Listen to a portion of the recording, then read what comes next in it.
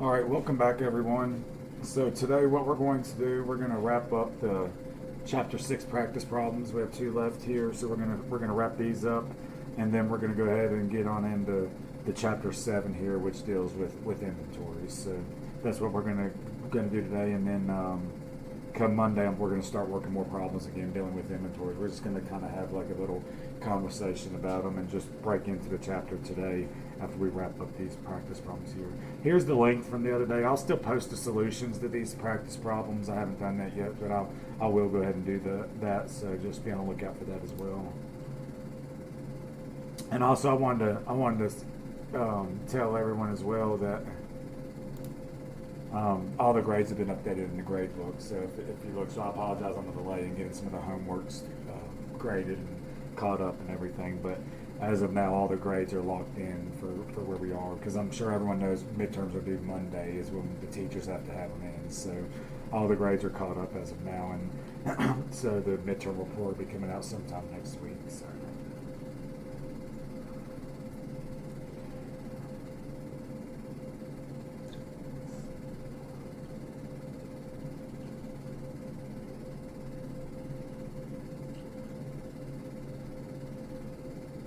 Okay, this is where we were right here. We didn't cover this one here in terms of the bank reconciliation, I don't believe. Okay, so it says here, can you see that okay? Sorry. I don't know why it just moves. There we go. So it says you are in the process of preparing a bank reconciliation for Charter Boat Company as of May 31st.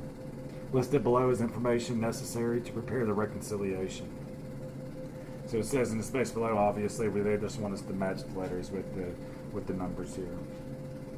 So we can see that the options here is deducted from the balance per bank, added the balance per bank, deducted from the balance per books, added balance per books, or just omitted or left out just overall from the reconciliation. So let's go ahead and we'll move it down a little bit more.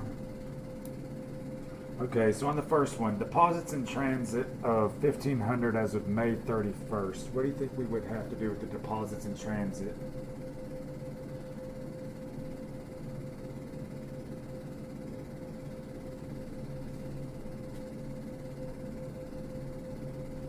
So let's think about the deposits in transit. So that's if the company's collected money, right? And at the end of the day, we counted up how much we collected, and then we make a deposit at the bank. But it's not showing. So the next morning, after we're doing a bank reconciliation to see where our cash is at, and it shows once we pull that bank statement that the deposit has not cleared. So if that deposit is still in transit as of May 31st, then what do we need to do to that deposit that's in transit? Add the balance to the bank statement. Right, because the bank hasn't. They have no clue that deposit's in transit, right? It hasn't been posted yet. So until they actually receive that deposit, we're going to be off on our cash, right? Okay, what about the April service charge of $30 recorded by the company in May? Would that be deducted from the company reports? This one is actually going to be omitted because it says April service charge of $30 recorded by the company in May. So we've already recorded it, right? And also another way to think of this, like when we receive the statement on the bank charge, usually that's already been included in the balance of the bank. So it's already been determined into the balance. That's another way of looking at it as well. But they've said here we've already recorded it earlier in the month. These things can be tricky. Though I remember doing the bank rec at work sometimes, and there'd be some items. Sometimes be like, "Oh man, what do you do with this again?" But once you stop and think about it, it kind of makes sense. Checks totaling 1,100 written in April that have not been cleared to the bank by May 31st.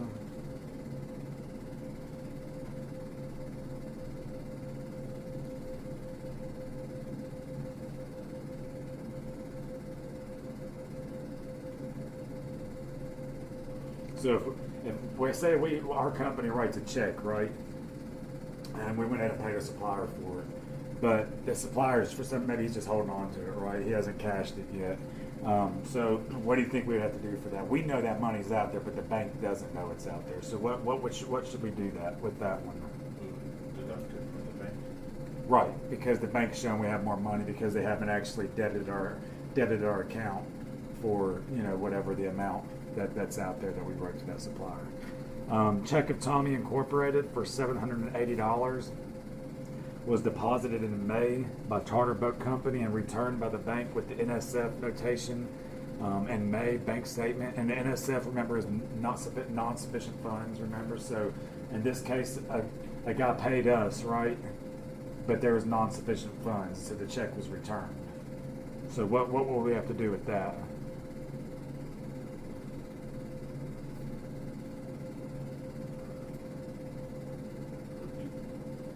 Deducted from the company records. Right, right. Because we know if there was non-sufficient funds, and that means obviously the check wasn't honored by the bank, right? So we'd have to deduct it from our records. What about canceled check number 205, written by Charter Boat Company for $200 to Mays Incorporated, had been recorded on the company's books as $2,000.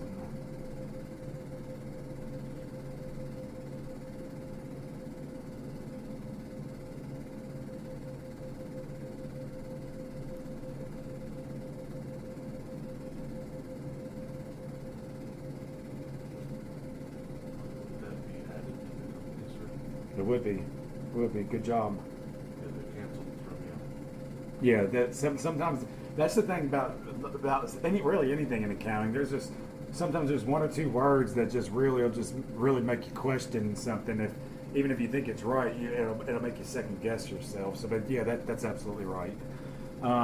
Okay, what about the note receivable face value plus interest collected by the bank and deposited into the company's account and not previously recorded by the Charter Boat Company?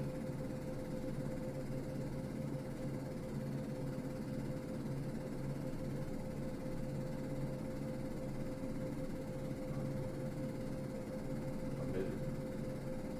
No, let's think about it a little more.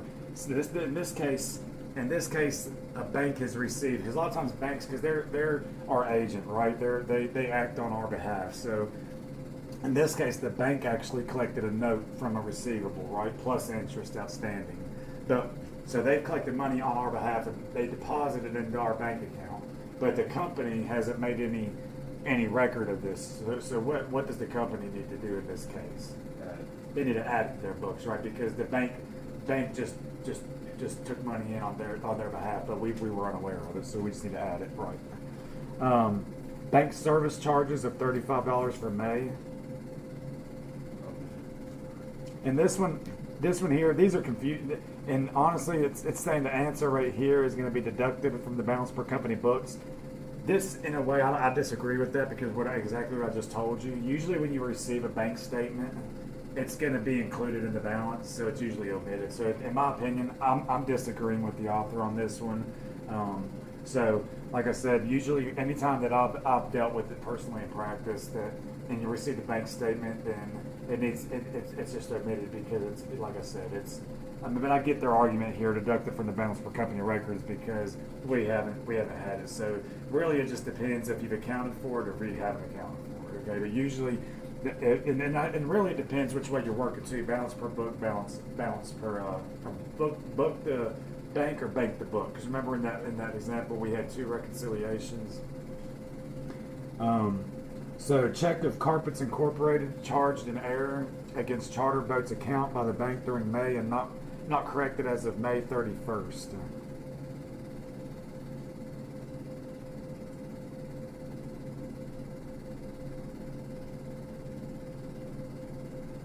Added to the bank statement.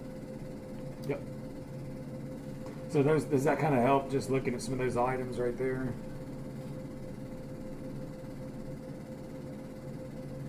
Okay, let me go ahead and pull this back up.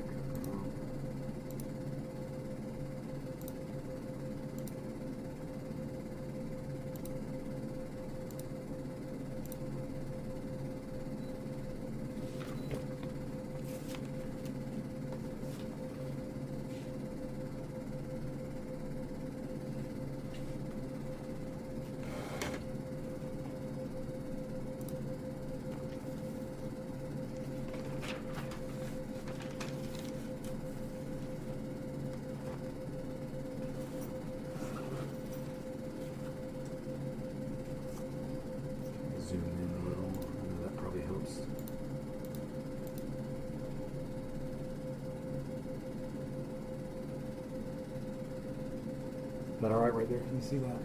Okay. Okay, this is going to be dealing with the allowance for doubtful accounts and just writing off entries and stuff like that. So it says Zeus Incorporated recorded credit sales of $1.75 million during 2020. At December 31st, 2020, the company had a $250,000 debit balance in accounts receivable and a $3,000 credit balance in the allowance for doubtful accounts. So what they want us to do is they want us to, first thing for Part A is prepare the necessary adjusting journal entry at December 31st to record the estimated bad debt expense, assuming that bad debts is estimated at 1% of credit sales.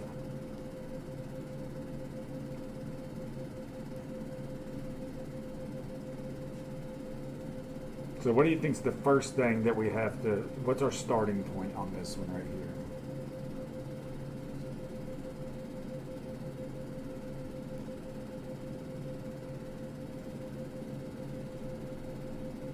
So the first thing we want to do, okay, so we're based on credit sales. So we know the credit sales right here, this is going to be of importance or relevant right here, right? So we know first we want to see what the 1% of the credit sales is, right? So the 0.01 times 1.75 in this case is $17,500, right? So we know that's what needs to be the bad debt expense, right? So what we want to do is record that. Make sure you can see it here. So this is number 6A. So the first thing, so if we want to record bad debt expense, what's the debit? It's going to be to bad debt expense, right? Because that's going to be our debit. So we'll debit bad debt expense.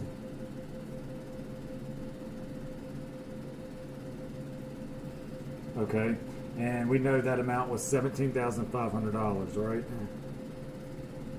Because we know that's the 1.75 times the 0.01, because it says here we're basing it on 1% of the credit sales, right? Okay, so what's always the credit when we do the bad debt expense? Where do we place it in the credit?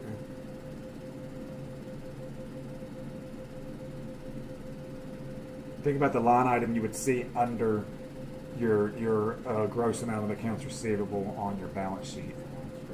Allowance for doubtful accounts, so the contra account, right? So do our allowance for doubtful accounts, right? And that's going to be our 17,500. So we've got that part, right? So based upon the 1% of credit sales. Okay, so now they want us to prepare the necessary adjusting journal entry at December 31st to record the estimated bad debt expense, assuming that bad debt is estimated at 8% of outstanding accounts receivable. So we know Part A, this is the income statement approach, right? Because it's based on credit sales, right? So we know when we record bad debts based upon the income statement, we're only concerned with whatever the percentage is with the credit sales amount, right? So now, Part B, we can see if it's based upon the outstanding of accounts receivable, then obviously we're doing the balance sheet approach, remember? Do you recall during the lecture the two items that are relevant when dealing with the accounts receivable approach based upon the balance sheet? The methods that we use? First thing we need to be concerned with is the aging, right? We have an aging of accounts receivable when from 0 to 30, 30 to 60, 60 to 90, so on and so forth, with the percentage of whatever the accounts are collectible based upon each of those categories. And then the second thing is we have to factor in with what was already the balance in the allowance for doubtful accounts, remember? So in this case, this is gonna come into play right here, and so is this right here, okay? So what's the first thing we need to do right here? So it says here, prepare the necessary adjusting entry at December 31st to record the estimated bad debt expense, assuming that bad debt is estimated at 8% of outstanding accounts receivable. So we know we want this right here to be 8% of this right here, right? That's the overall amount we're looking for, right? So what's the first thing you think we need to do here?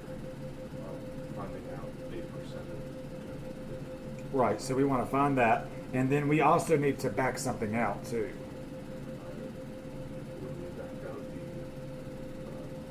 the allowance for doubtful accounts. The balance that's already there, right? Because if we do, we want it to be at 0.08, right? 0.08 times that, but we need to back this out right here because that's already a balance because it's a credit balance in the allowance, which is the correct balance, right? Because the allowance for doubtful accounts is a credit, right? So we want to do the 0.08 times the 250, right? So 0.08, the 8% here, times this 250, and then back this out because it's a credit balance, okay? So in that case, same thing for part B. We're just going to debit the bad debt expense.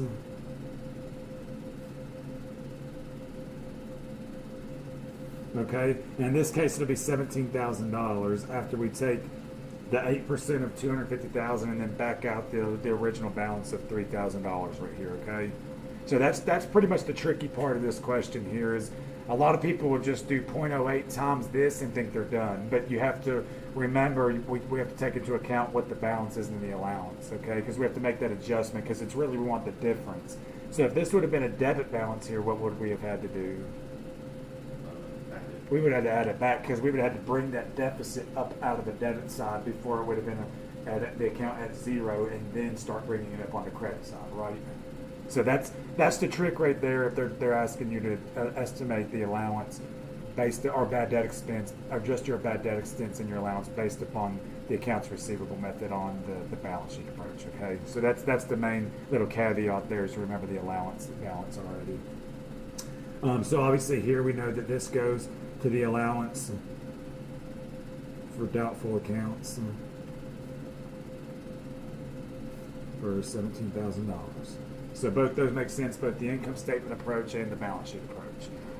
Okay, now it's saying that assume that a customer whose $3,300 account had been written off earlier in the year now pays the balance owed in full. Okay, so they want us to prepare the entry or entries to record the collection of this customer's account.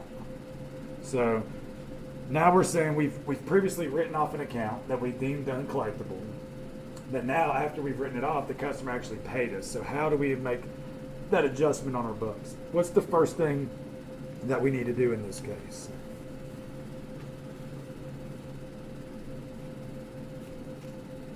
It's a two-step process. What's the first thing that we need to do if we wrote an account receivable off the books?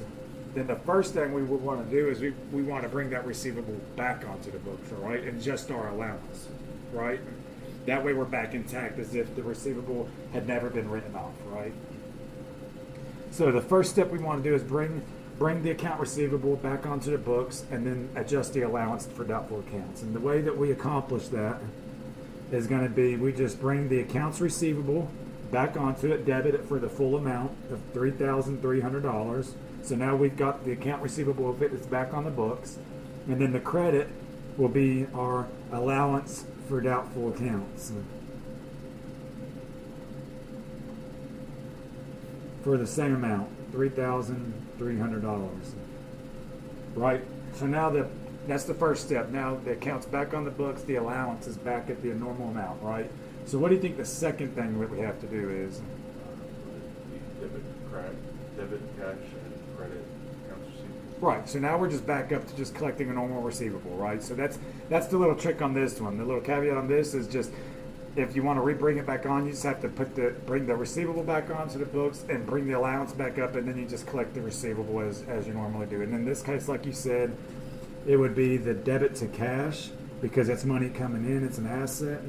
So $3,300, and then we would credit the accounts receivable for $3,300. Not bad, right? So does that make sense? So the income statement approach makes sense, the balance sheet approach makes sense, and if we would recover a previously written off account, then that makes sense as well.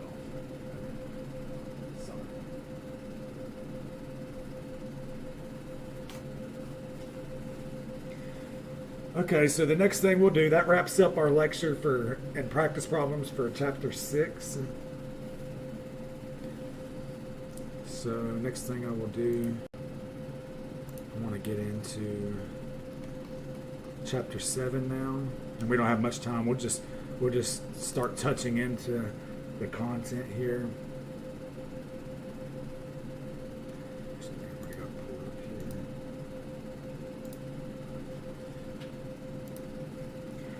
Okay, so chapter 7 deals with inventories. We know inventories is an asset to a company. It's one of their most liquid assets, being inventory. We know inventories is carried on the balance sheet, right? So this chapter is really just talking about how we measure the cost of inventories. Obviously, as we can see by the title of the chapter, inventories, cost measurement and flow assumptions. So we want to just really just determine how we're going to cost our inventories and how it's going to just flow through the statements, okay?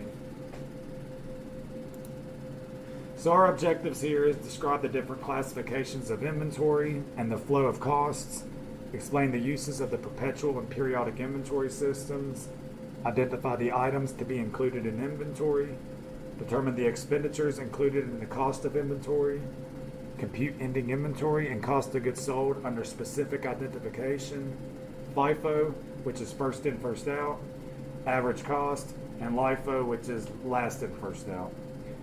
Next, explain the consequences that result from the use of alternative inventory cost flow assumptions, understand and apply dollar value LIFO, and understand inventory disclosures. So pretty much first thing is asking, what is inventory? So pretty much inventory is merchandise or whatever the main inventory is that a company's going to sell, right? So inventory is stuff that either, if we're a manufacturing firm, we have produced from raw materials, right? And throughout the whole production process, that's our inventory. Once it's a completed product, we move it to inventory. So those costs incurred in production have been inventoried, right? So that's our inventory. Once it's inventoried, it's carried on the balance sheet, right? Until the point in which it's sold. Once it's sold, it enters into the determination of net income through cost of goods sold, and then we reduce our inventory balance on the balance sheet, right? So it says here, inventories are an asset of a company. We know that it's one of the most liquid assets.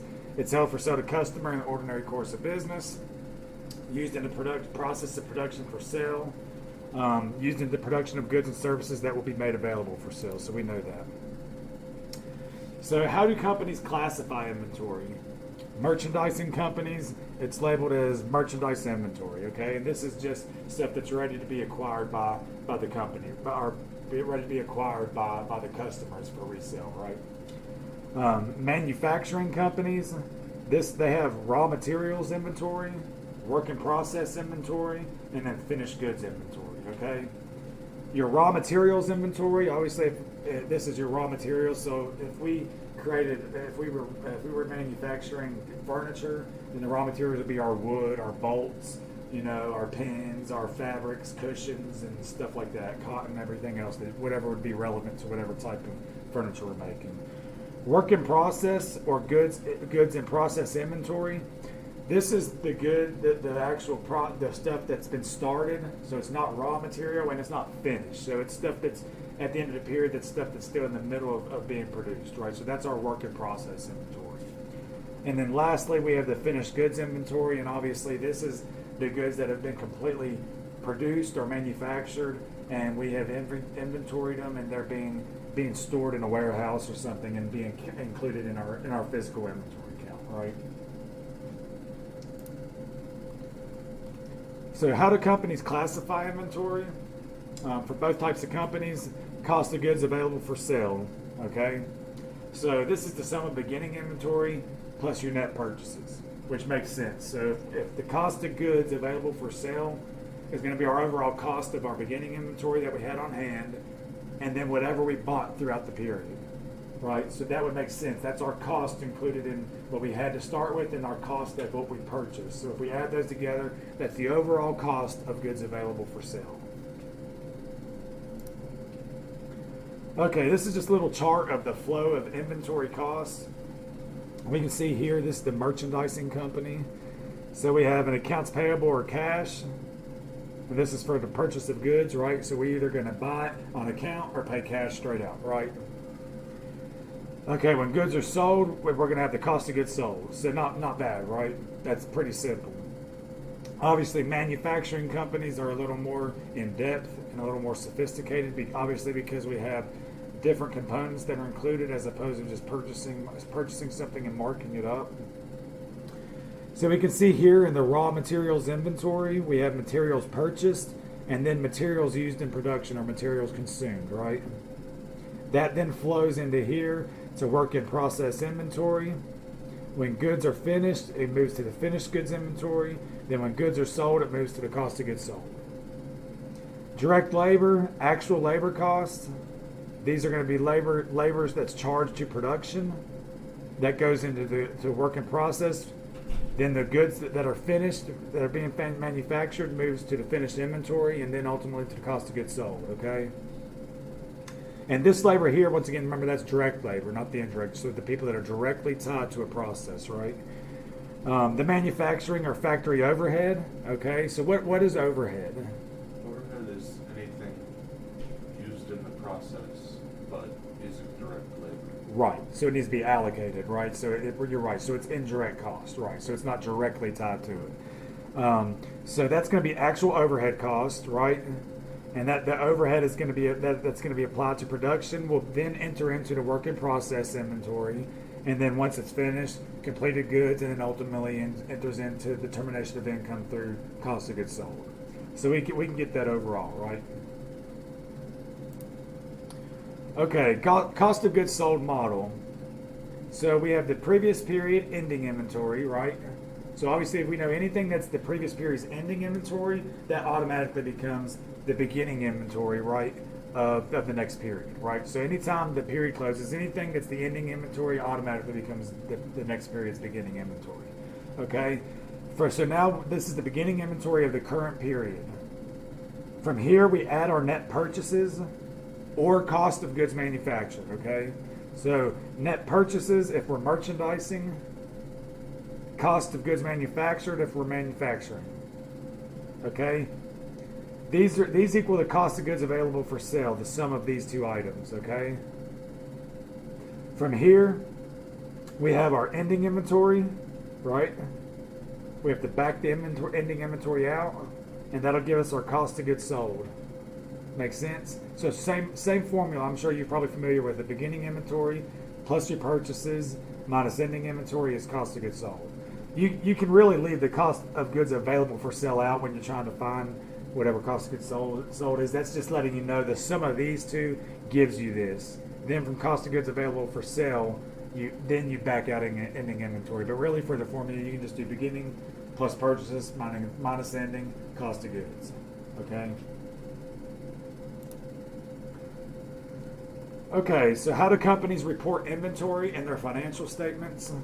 Manufacturing companies will generally disclose either directly on the balance sheet or in the notes to the financial statements the dollar amount of each inventory category. So inventory costs reported are the final amounts that result from the following steps.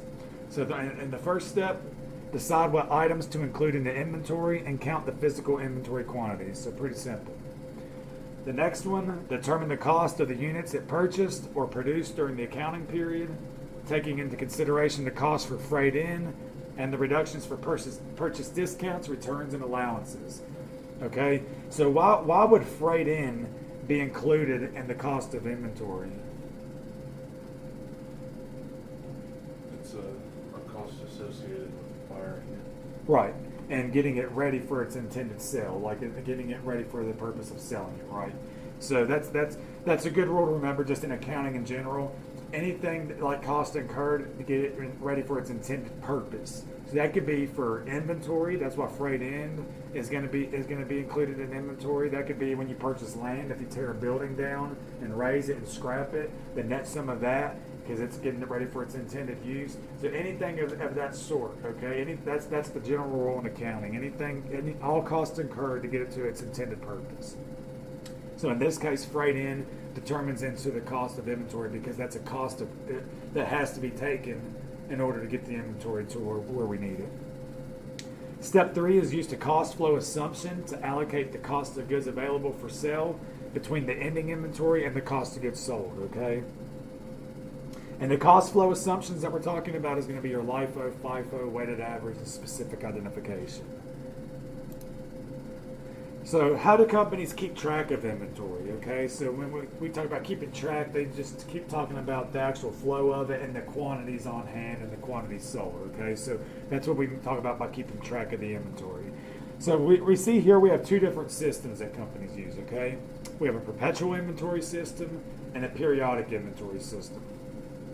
The first one, the perpetual inventory system, this is where every time a sale or a purchase is made, our inventory record and cost of goods sold is going to be updated perpetually or continuously, right? So every single time an activity occurs of a purchase or a sale, it's going to be updated, right? Under the periodic inventory system, we're only going to be recording our revenue. We're not going to be concerned with recording cost of goods sold and reducing our inventory, okay? So pretty much under perpetual inventory system, it's a two-step entry, okay? The first one, record our revenue, either be the debit cash or debit AR, depending on if it was the terms of the sale, and then credit our revenue, right, or credit sales, right? The second step to the perpetual inventory system is going to be debit cost of goods sold, credit merchandise. So it's keeping it perpetually. Every time we're accounting for a sale, we have to reduce the inventory and incur our cost, okay? Under the periodic, it's only going to be the first step, either the recording of revenue. Right here, you can see that's exactly what I just went through. Journal entries for alternative inventory systems. One, recording just the revenue, the account receivable, or the cash. Sales revenue, the other, we determine the cost of goods sold. So that is all it's showing right here. So we can see how on the periodic, it's just the purchases accounts payable.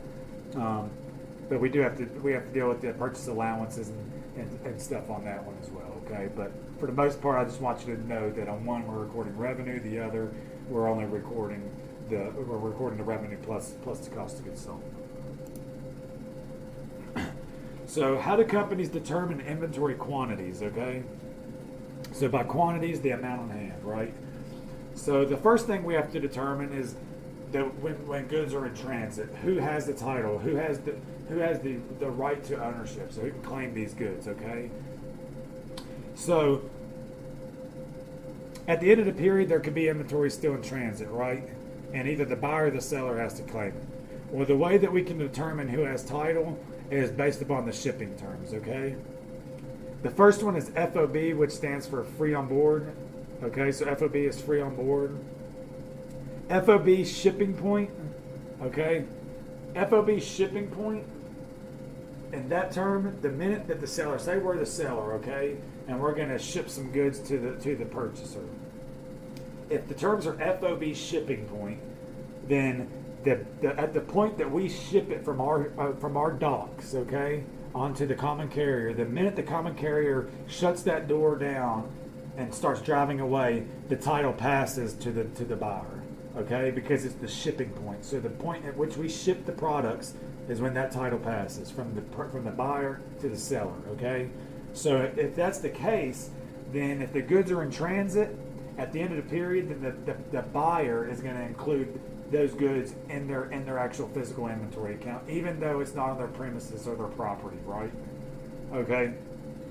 So that means if any damage happens to the goods in transit, then they have to take it up with the common carrier. Okay. So they should be the ones insuring it and doing all that. Even if it is shipping point, sometimes the seller will go ahead and prepay the freight to get the goods on out the door, but then they'll go ahead and include that price or that cost into an account receivable. They're going to include it on the invoice when they bill them, okay? So if that's the case, they're going to include it as an account receivable from the customer. Next, FOB destination. So obviously this is the complete opposite of shipping point. In this case, if we're selling the goods to a buyer, then when we send it off our docks, we're going to be responsible for it and have title of those goods until it gets to the destination on which it's going, okay? So in that case, everything I said about this one here, complete opposite. Now we're responsible for any damage or anything with the common carrier because it's our goods, right? So then the seller would include that quantity of goods in transit in his ending inventory, okay? So you can see the importance of these two terms, how important and critical that can be, because if a company has a really large order at year end that's out there, which could be very very realistic considering that Christmas and all the last quarter is always booming because of the holidays with Santa Claus and everything, right? So a lot of companies are going to have to replenish their merchandise and their inventory, right? So there could be a substantial amount of inventory out at year end, and it's very important to know these terms and know who has claim to those inventories. So FOB shipping point, FOB destination, we've got that. We don't need to go back through all that. We just went through that already. Okay, let's talk about consigned goods. What is a consigned goods, or goods that are out on consignment? What does that mean? Like if I would send some goods out on consignment to you, what does that mean?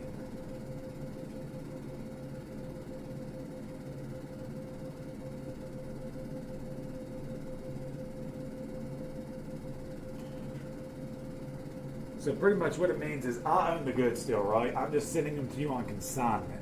So pretty much I'm going to just say, hey, Will, I'm going to go ahead and it's going to be beneficial to both of us. I'm going to consign these goods to you. So I'm going to go ahead and just front them to you, okay? I'm going to front you these goods. And you don't have to pay me for them up front. You just hold on to them, okay? But then as you sell them, you have to pay me for them and you can keep a percentage for selling it for me. For the seller's point of view, for me, it's great because it can help facilitate sales. You know what I mean? It can speed up the process of selling because obviously your goods are in a whole other area, or in a whole other location, or maybe geographic location, or whatever it might be. It helps facilitate sales for the seller. Okay. For your perspective, it helps you because it gives you some goods or some inventory that you can help fill up your store with, right? Without actually incurring the cost, without actually having to come off the cash flow. So it frees up some cash flows for the person who is the consignee. So for the consignor is the one consigning them, the consignee is the one who's holding them and selling them for the consignor. So who do you think is going to be responsible for the inventory? Whose inventory is that going to be at year end? Say if I'm the consignor, you're the consignee at year end. The goods are not sold. You haven't sold all our goods. 50% of the goods are still on hand. So who do you think is going to include that in ending inventory at the end of the year? The consignor or the consignee? The consignor, right? Why do you think? Because they still have the title to this. Right, it's still their goods. The consignee is merely just holding it in a fiduciary capacity, really. You know, he's just holding the goods to try to sell them and then get a little percentage off of the sale, right? So does that make sense? Long and short, that's all. What goods on consignment, that's all it is. I'm consigning them to you for you to sell them, and then you can hold a percentage of the sale. Is pretty much all that comes down to. Okay, product financing arrangements. So it says here some companies will engage in product financing arrangements as a way of financing the cost of inventory. So in a product financing arrangement, one company sells the inventory to a financing company, okay? And then in a related transaction, the seller agrees to purchase the inventory or a substantially identical item back from them at a later point in time, okay? Next is a bill and hold sale. So a buyer purchases inventory that are not yet ready to take delivery because of whatever reason it might be. In these cases, the buyer may request that the seller holds the goods to be delivered at a later date. So the goods should remain in the inventory of the seller until delivery has occurred because they still have have it in their possession. Under certain conditions, the seller should exclude goods from inventory and recognize revenue, and the buyer should include goods in its inventory. Okay, so bill and hold sale. I wanted to talk about that just for a little bit longer. Bill and hold. So obviously, they've already billed the customer for an item, right? And they're holding it. So just because for whatever the goods are. And this right here, goods to remain in the inventory of the seller until delivery has occurred. Well, that makes sense because they're billing it and holding it, right? So it's fine they haven't really paid. Under certain conditions, this right here, they should exclude it from inventory and recognize revenue. This is going to be if it's like a specific order. So meaning that the customer that ordered it, it's such a specific order that it's not of any benefit to any of their other customers. So in that case, they don't really want to hold it in inventory because it's no good to them. So that's what that's talking about under certain conditions. Is if it's a specific order tailored to such a standard that only that the customer that placed the order has a use for the good. Okay.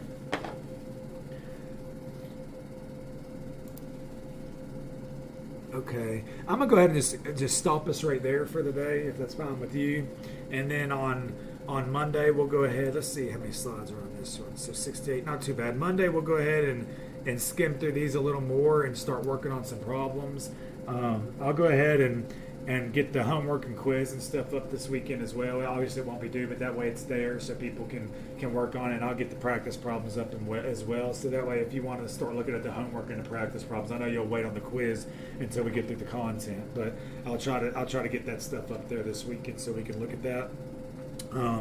So once again, that's all I have for us today. I appreciate your time on coming, and everyone have a good weekend, and I will see everybody on Monday.